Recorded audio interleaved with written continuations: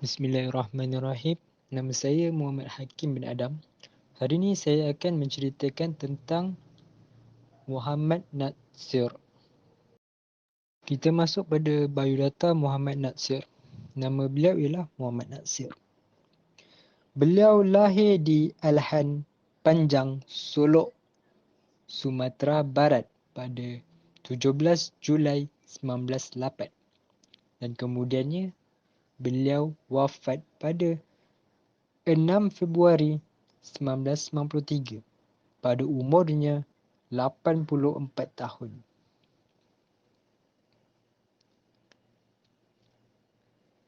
Dan kemudian beliau dikuburkan di perkuburan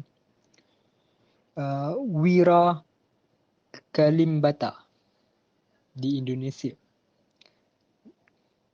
Dan beliau sebagai seorang Perdana Menteri yang kelima. Dia juga berkahwin dengan Nur Nahar dan mempunyai 6 orang anak. Pendidikan Muhammad Natsir ketika kecil lagi, Muhammad Natsir belajar di HIS Solok serta di sekolah agama Islam yang dipimpin oleh para pengikut Haji Rasul. Kemudian pada tahun 1923 hingga 1927, Natsir mendapat beasiswa untuk sekolah di Molo dan kemudiannya melanjutkan pelajaran ke AMS, Bandung hingga tamat pada tahun 1930. Dari tahun 1928 hingga 1932, beliau menjadi ketua di JIP Bandung, kemudian mendapat izin mengajar setelah belajar selama 2 tahun di Maktab Latihan Guru Asli. Pada tahun 1932, Natsir berguru dengan Ahmad Hassan yang kelak menjadi tokoh organisasi Islam Persis. Banyak menulis soalan-soalan agama, kebudayaan dan pendidikan. Antara jawatan Muhammad Natsir ialah beliau sebagai kewartawanan dan gerakan Islam. Kemudian Revolusi Nasional Indonesia dan kemudian Perdana Menteri Indonesia dan kemudiannya Presiden Indonesia dan akhir sekali pasca Presiden. Baiklah, semasa Muhammad Natsir memegang jawatan sebagai kewartawanan dan Islamisme, pada tahun 1929, Muhammad Natsir menulis 2 artikel. Artikel pertama ialah The Quran and the Evangelicals. Yang kedua, Muhammad as the Prophet. Dan seterusnya, beliau bekerjasama dengan pemikir lain untuk menerbitkan surat khabar pembela Islam dari tahun 1929 hingga 1935. Dan Muhammad Natsir pernah mengasaskan pendidikan Islam sebuah sekolah swasta pada tahun 1930. Sekolah itu telah pun ditutup setelah pendudukan ataupun penjajahan Jepun di Indonesia. Masa Muhammad Natsir memegang jawatan sebagai Revolusi Nasional Indonesia, setelah kemerdekaan Indonesia, beliau menjadi Komite Nasional Indonesia Pusat. Pada 3 April 1950, mengemukakan gerakan integral Natsir dalam sidang pleno parlimen. Dan kemudiannya Muhammad Natsir dilantik sebagai Perdana Menteri oleh Presiden Sukarno pada 17 Ogos 1950. Seterusnya, semasa Muhammad Natsir memegang jawatan sebagai Perdana Menteri Indonesia, pada 26 April 1951, beliau mengundurkan diri dari jawatan sebab kritikan Sukarno yang mengatakan bahawa Islam itu sebagai in, uh, ideologi Mustafa Kamal Atatürk di Empire Uthmaniyah. Kalau kita tengok pada zaman Mustafa Kamal Atatürk tu, Islam di Empire Uthmaniyah agak sesat. Bukan agak, memang sesat pada ketika itu. Dan Muhammad Nasir ni sedih akan kejatuhan Empire Uthmaniyah disebabkan Mustafa Kamal Atatürk. Dan seterusnya,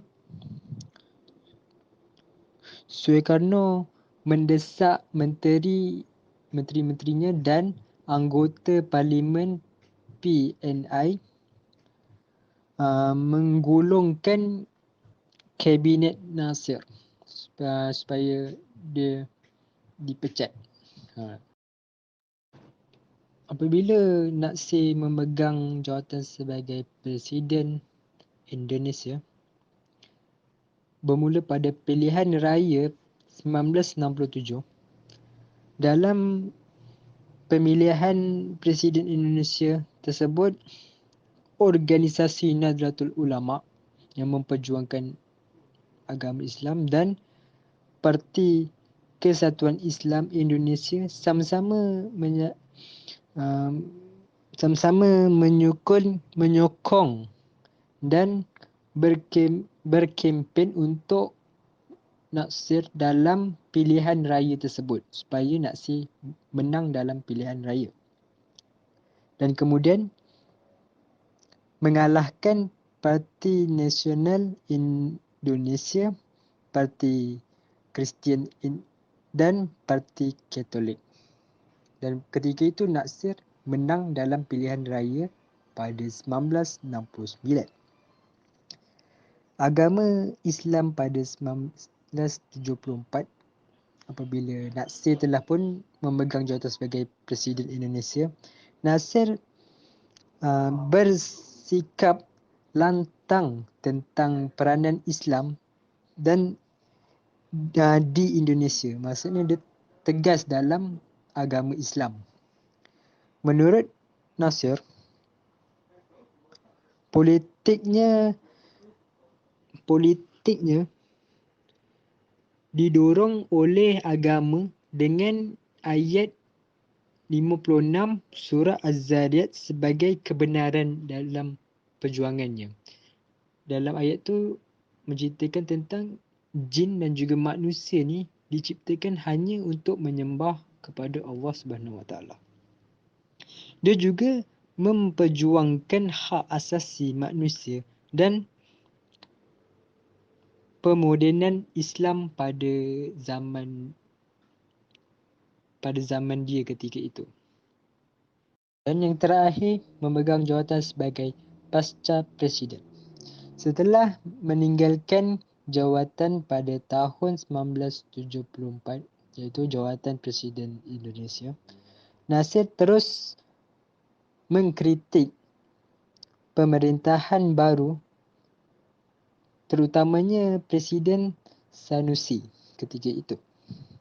Setelah kekalahannya, gabungan antara Nahdlatul Ulama dan Parti Kesatuan Islam Indonesia dan Parti Masyumi mulai hancur.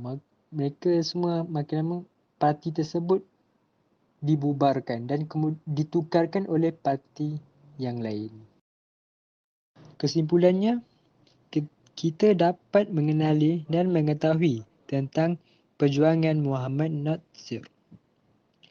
Beliau merupakan seorang tokoh perjuangan Islam dan Presiden Menteri Indonesia.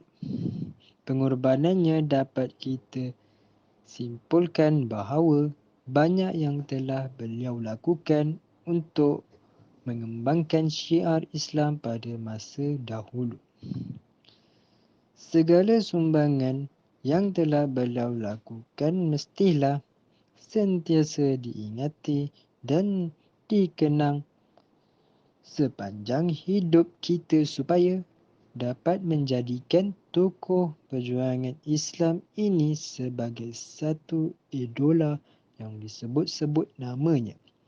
Moga-moga segala pengorbanan sumbangan itu menjadi inspirasi kepada golongan pemimpin dan rakyat Muslim yang terkemudiannya. Sekian itu saja daripada saya. Terima kasih.